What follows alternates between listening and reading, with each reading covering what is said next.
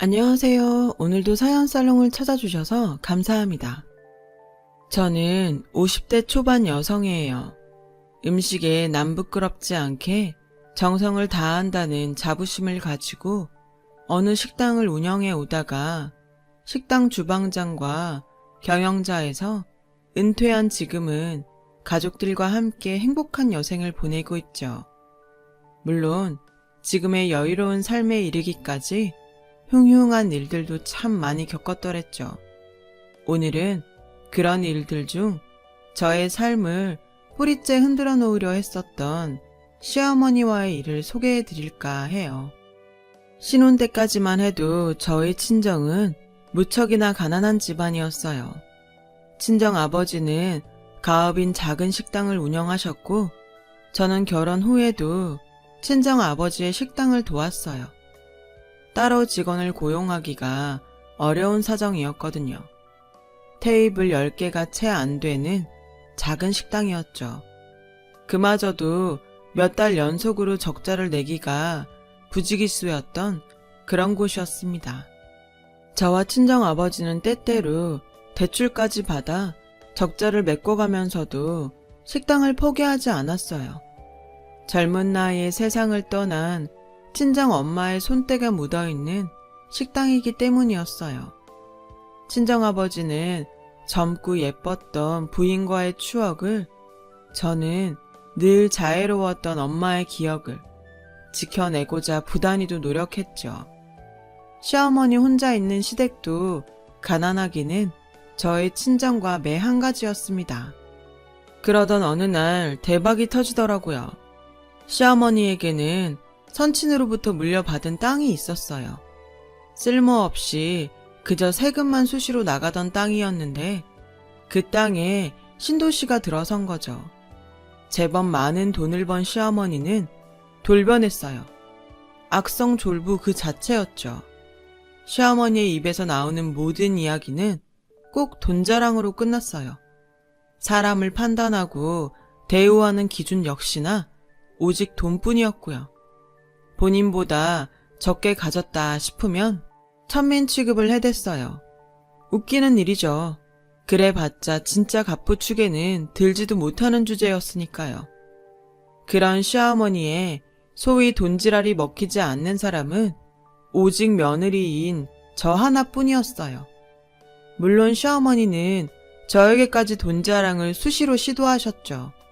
하지만 저는 눈 하나 깜짝하지 않았어요. 돈이 세상의 전부는 아니잖아요. 저는 그렇게 생각해요. 예, 요즘 그놈의 구멍가게는 잘 된다든? 손님이라고는 파리가 전부지? 말씀 가려하시죠. 구멍가게 아니고 친정 아버지 삶의 터전이에요. 나름 단골분들도 늘어나는 중이고요. 삶의 터전은 무슨? 이런 걸 삶의 터전이라고 하는 거야. 매달 목돈 턱턱 안겨주는 건물 같은 거. 하긴 없이만 살아본 애가 돈 맛을 알긴 알겠냐마는.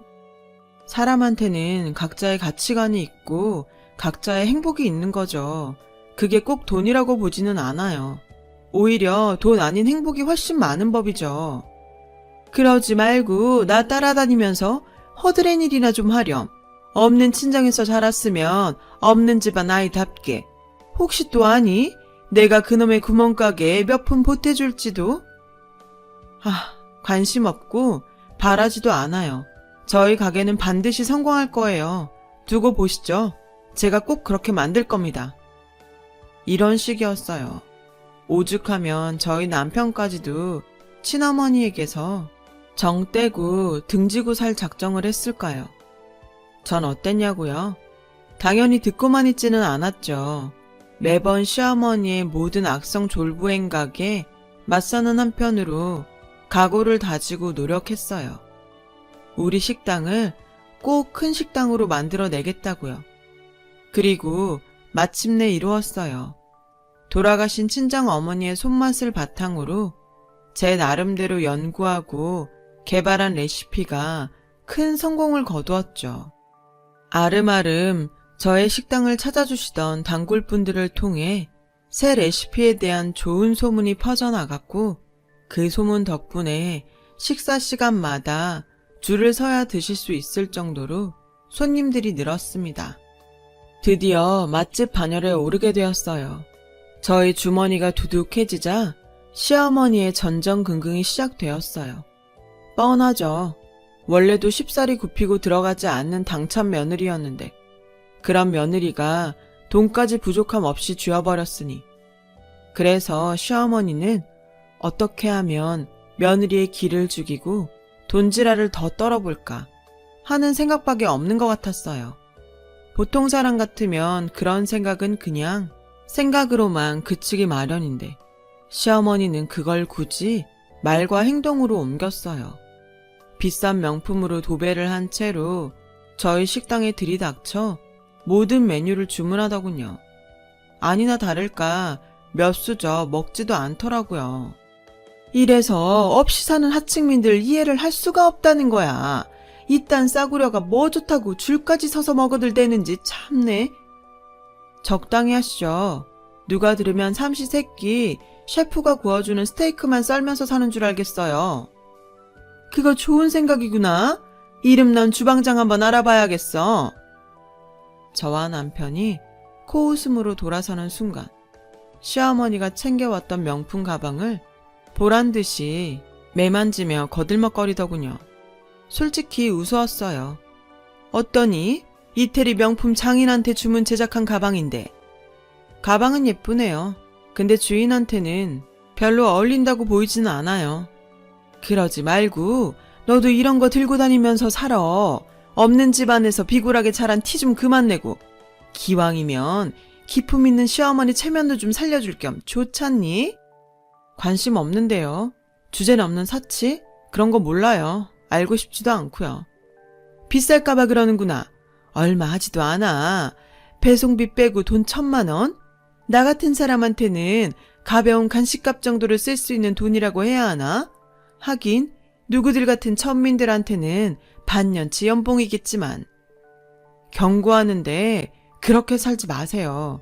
그러다 후회하는 날 반드시 올 거예요. 보자 하니까 되게 웃기는 애구나 너. 대한민국에서 부자가 망하는 법 있다든? 모르죠. 근데 이건 확실합니다. 어머니는 본인 능력으로 부자가 되지는 않았다는 거. 돈 무서운 줄 모르고 몹쓸 사치나 부리다가는 크게 망하고 후회하게 되는 날 있다는 거. 진심이었어요. 그리고 자신감이었습니다. 저는 제가 가진 능력으로 식당과 재산을 불려나갈 수 있지만 얼떨결에 졸부가 되어버린 시어머니가 허영과 사치를 버리지 못한다면 언젠가는 반드시 곳간이 텅 비어버릴 거라는 거. 이건 누가 봐도 그럴 수밖에 없는 일이었으니까요. 그런데 시어머니가 저의 경고를 엉뚱하게 받아들인 탓이었을까요? 아니면 시어머니 본인도 자신의 곳간이 텅 비게 되는 날이 올 수도 있다는 사실을 걱정하고 있었던 까닭이었을까요? 그것도 아니면 혹시 보다 더 많은 돈 욕심에 사로잡혀서였을까요? 지금도 이해가 되질 않지만 이유야 어찌되었건 시어머니는 해서는 안 될 몹쓸 결심을 품고야 말았던 모양이에요. 저는 그런 심오의 결심을 식당에 새들어 있던 건물주의 귀띔을 듣고 난 다음에서야 알게 되었어요. 지금 무슨 말씀이세요? 가게를 빼줘야 될 것 같다니요. 보증금 올려드린 지 얼마나 됐다고요. 나도 이러고 싶지 않어. 자네랑 자네 아버지가 오죽 성실한 사람들이야. 그런 사람들 이런 식으로 내치면 벌 받지. 안 그러시면 되잖아요. 그게 그러니까 솔직히 말하면 나도 그냥 미리 귀뜸이나 해주는 입장이야. 새 건물주가 자네 식당 내쫓을 생각을 하고 있으니까는. 건물 파셨어요? 시세보다 이만큼이나 더 쳐준다는데 안 팔 이유가 있나. 그럼 새 건물주분이랑 얘기하면 되겠네요. 자네 시어머니 되는 사람이더만. 네? 새 건물주가 자네 시어머니 되는 사람이더라고. 그니까 꿈 깨고 얼른 다른 장사자리 알아봐. 저와 남편은 곧장 시댁으로 달려갔어요. 마침 시어머니는 점심 식사를 하고 있더군요. 심지어 딱 봐도 월급 어마어마하게 들여야 하는 주방장님께서 직접 구워낸 스테이크였어요. 씩씩거리며 들이닥치는 저희를 향한 시어머니의 첫마디는 이거였습니다. 권리금은 꿈도 꾸지 말거라. 뭐라 말로 표현할 수조차 없는 황당함과 분노가 치솟았어요. 저와 친정아버지의 평생 노력과 삶의 터전을 물거품으로 만들겠다는 속셈이 너무 뻔하게 보였죠. 그러나 저와 남편은 시어머니에게 단 한마디의 대꾸도 하지 않은 채로 돌아섰어요. 저희 시어머니라는 인간을 너무나 잘 알고 있었거든요. 굳이 말 섞을 필요가 있나요? 그놈의 돈자랑 돈지랄. 능력이라고는 돈으로 갑질하는 것밖에 없는 주제에 입만 열면 자화자찬. 그딴 헛소리를 듣고 있기에는 시간이 너무 아까울 지경이었는데요. 그래서 저희 부부는 시댁을 빠져나오기 무섭게 변호사 사무실을 찾아갔어요. 시어머니라는 인간의 맛으로부터 식당을 지켜낼 방법을 찾기 위해서였어요. 그러나 법이라는 것이 꼭 약자의 편만은 아니더군요. 변호사의 의견을 정리하면 이랬습니다. 가게 보증금은 돌려받을 수 있다. 단 시어머니가 보증금을 돌려주지 않고 버틴다면 법적인 절차를 거쳐야만 한다. 또한 애석하게도 저와 친정아버지가 평생을 바쳐 일궈낸 식당의 권리금은 법적으로 인정되지 않는다. 그나마 희소식은 새 건물주인 시어머니의 일방적인 계약 파기인 만큼 위약금과 이사 비용은 청구할 수 있다. 물론 이 경우에도 시어머니가 순순히 응하지 않는다면 긴 소송을 거쳐야만 한다. 그 말을 듣는 내내 이 한마디가 머릿속에 맴돌더군요. 시어머니는 천성이 돈에 환장한 악녀다. 그리고 또 한마디가 떠올랐습니다. 오늘의 굴욕을 절대 잊지 않겠다. 당한 그대로 갚아주겠다. 다음 날 시어머니가 식당으로 왔더군요. 돈으로 한다는 짓이 고작 이런 건가요? 그렇게 돈 많으신 분이 도대체 왜 이런 식당을 탐을 내세요?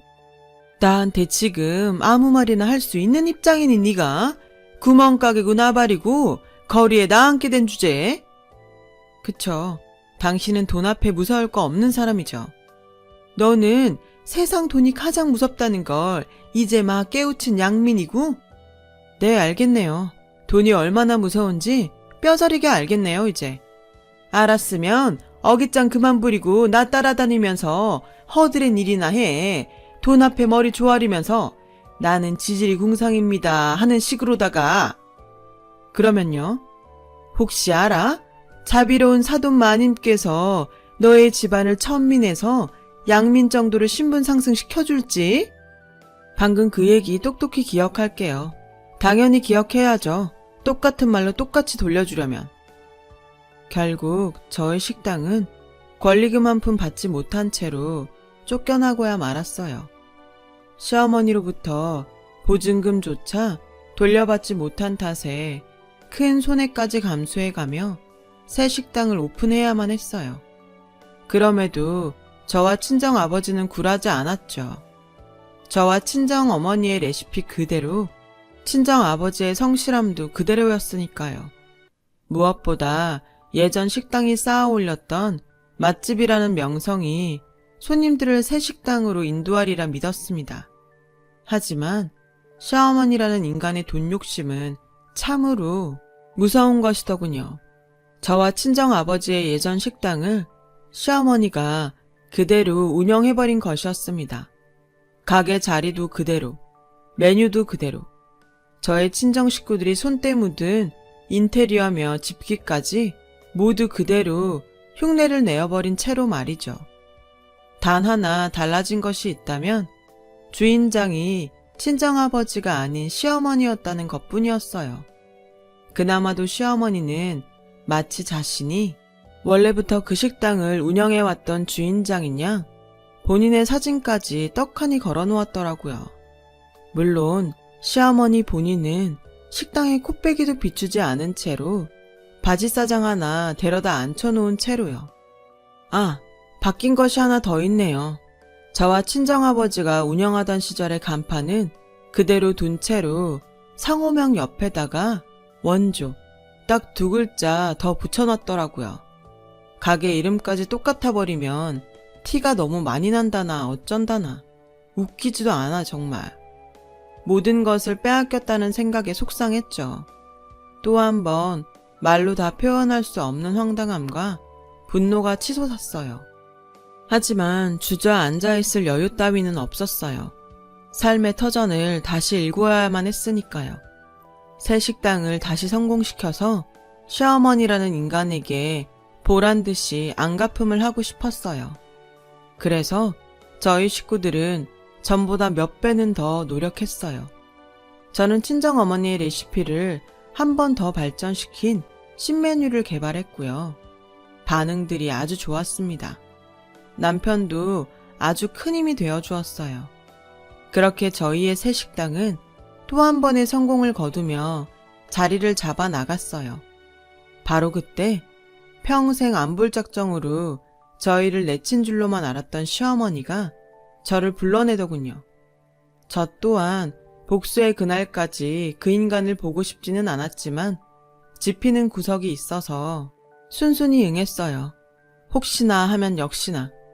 시어머니의 식당 몰골이 말이 아니더군요. 음식 장사가 그렇게 쉽고 편한 줄로만 알았나 봐요. 대충 흉내만 내놓은 걸 보니. 말 그렇게 하는 거 아니다. 그래도 가족인데. 그놈의 가족은 본인이 먼저 걷어찼고요. 용건만 간단히 하죠. 오픈 준비하러 갈 시간이라. 음식 만드는데 말이다. 더듬지 말고 빨리 말하세요. 바쁩니다 저. 요리법 좀 알려주렴. 직원을 아무리 닥달하고 바꿔대도 네 손맛을 못 따라가는 모양이야. 조건은요? 딱 보니까 쉽지 않을 거 짐작하고 불러낸 모양인데. 정 불쾌하다면야 돈으로 삼아. 끝까지 돈 타령이시네. 미안하다 잘못했다. 그런 게 먼저 아닙니까? 모조리 돈으로 크게 쳐주마. 너희 집안이 적어도 천민 소리는 듣지 않을 만큼. 이래도 싫으니? 저는 잠시 망설이는 척 시어머니의 제안에 응했어요. 시어머니가 돌려주지 않았던 보증금을 돌려받는 조건으로 레시피를 알려주기로 한 것이었죠. 제가 바보 같다고요? 생각해보세요. 그 상황에서 제대로 된 레시피를 알려줄 사람이 세상에 어디 있나요? 저도 그랬어요. 시어머니에게 알려준 레시피는 인터넷 검색만 하면 알 수 있는 정도였고, 예를 들자면 사실은 ABC라는 재료를 기반으로 만든 양념이 비법인데, 시어머니에게는 가나다라는 재료로 양념을 만들어 넣으라고 알려주는 식이었죠. 물론 저도 명색이 음식 장사를 하는 사람인 만큼 먹지 못할 재료를 넣으라고 알려주지는 않았어요. 맛집의 특별한 비법이 아닌 일반적으로 가정에서 많이 사용하는 방법을 알려주었을 뿐이죠. 그래서 레시피 전수 비용이 아닌 시어머니가 당연히 저에게 주어야만 하는 보증금을 받았던 것이고요. 저에게서 엉뚱한 레시피를 전수받은 시어머니는 이제 되었다고 생각한 모양이더라고요. 안심한 나머지 또 한 번 그놈의 돈 욕심에 눈이 멀어버렸고, 이번에는 아주 크게 작정하고 분점들까지 여럿 내버리더라고요. 하나같이 임대료가 어마어마하게 비싼 지역에 자리한 상가들이었어요. 물론 모든 비용은 시어머니의 통장들을 털어서 마련했고요. 다른 사람들의 자본을 끌어들이면 시어머니 본인의 지분이 적어지는 만큼 수익도 적어질 테니까요. 심지어 저렴했던 음식들 가격마저도 무지하게 많이 올렸다더라고요. 굳이 예를 들자면 7,000원이었던 오징어 볶음을 프리미엄이랍시고 15,000원을 받는다던가 하는 식이었어요. 그런 시어머니의 소식을 들은 저와 남편은 코웃음부터 쳤어요. 아니, 아무리 우리 엄마라지만 사람이 그렇게 미련하고 무능할 수가 있나? 내 말이 레시피를 전수받았으면 그 레시피의 반응이 어떤지 확인부터 하는 게 순서 아니냐고. 어떻게 다짜고짜 분점 낼 생각부터 해. 가격 올린 건 웃기지도 않을 지경이라니까. 냅두자. 본인 타고난 그릇이 그것밖에 안 되는 걸 뭐. 그래도 참 다행이구나 싶어. 나는 당신의 어머님 안 닮아서. 닮더니 농담이라도 그런 말 하지 마. 우리 엄마 닮았다? 그거 욕이야. 저희 부부의 코웃음은 적중했어요. 시어머니가 통장들을 탈탈 털어 마련한 분점들이 파리만 날린 끝에 차례로 폐업하기 시작했거든요. 오래지 않아 저희 식구들이 운영하다가 시어머니에게 빼앗겼던 식당까지도 문을 닫게 되었어요. 시어머니 입장에서는 본점까지 망해버린 것이죠. 그 와중에도 시어머니는 무능하고 대책 없기는 마찬가지였어요. 식당이 망한 원인을 글쎄 싸구려 음식들만 먹고 살았던 천민들이 비싼 재료로 만든 음식 맛을 모르기 때문으로 돌리더라고요. 이쯤 되면 안 망하는 것이 이상할 지경이었죠. 어머님이 말한 값비싼 셰프님 하나만 있었어도 그런 꼴까진 안 되었을 텐데 뭐에 홀린 건지 정말 보는 제가 다 안타깝더라고요. 그러는 사이 저희의 새 식당은 승승장구했고요. 시어머니의 가짜 식당에 속아 넘어갔던 단골분들도 돌아오셨고 이전 식당보다 훨씬 대기줄이 많아졌어요. 저희 식구들은 매일같이 재료 소진으로 인한 조기 영업 종료 팻말을 걸면서 저희를 아끼는 마음으로 찾아주신 모든 손님들을 대접하지 못한 것에 대한 죄송함이 들 정도로요. 그래서 저는 친정 아버지와 남편에게 레시피와 조리법을 전수하는 한편으로 가게 확장에 대한 고민을 시작했어요. 저희 부부는 어느 건물이 경매에 나왔다는 소식을 듣게 되었어요. 그 경매에 참가하기 위해 길을 나섰고요. 그곳에는 시어머니가 먼저 도착해 있더군요. 그래, 벌기는 많이 벌은 모양이다. 양민 주제에 이런 데를 다 찾고.